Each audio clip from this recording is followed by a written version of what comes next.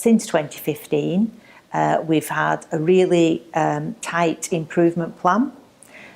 We've worked really hard on our looked after children's service, which was one of the areas that was found to be inadequate, and really hard on our management and governance.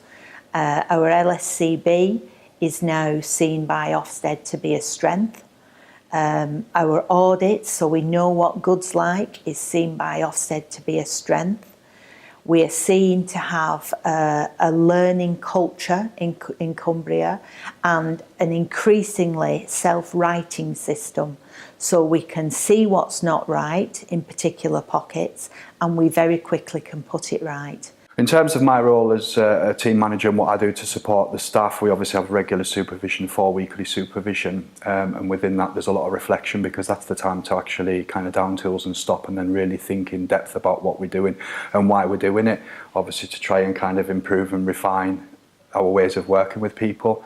We also, within my team, we have mentoring kind of experts in particular areas that kind of mentor and support people in addition to the regular supervision. We're introducing signs of safety so that we can embed, not just in social work care but across partners, a common knowledge and language and a common understanding of how we work with families, and we don't do to them, we do with them. There are other things that we use, so we use the graded care profile, the risk and resilience model, all the things to help us assess where families are and what support they need and what we can do to help them.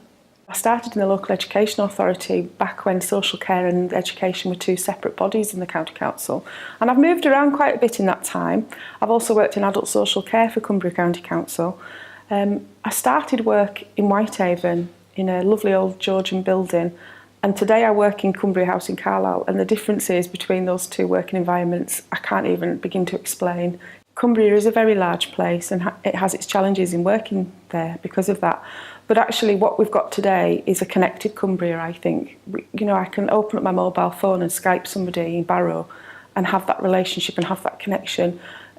20 years ago I was writing a memo that they wouldn't have got for a week. I genuinely think that Cumbria House is a fantastic place to work.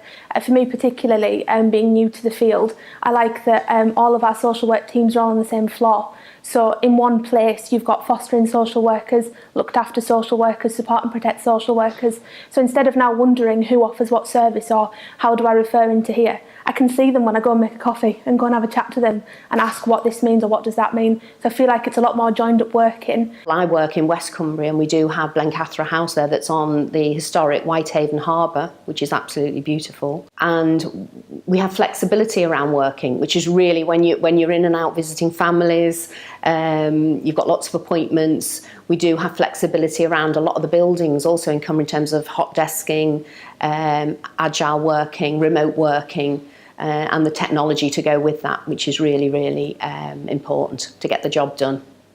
We've forged a really strong relationship with Lancaster University, which is the leading university in the country for social work practice. So what we want are social workers who can bring very practical ways of working with children and families, but also can integrate research and theory into their practice and develop themselves as social workers using cutting-edge research. I would say come. It's a great, obviously Cumbria is renowned for its beautiful landscape, but there's much, much more than that. And in social work, for me, it is the place to be.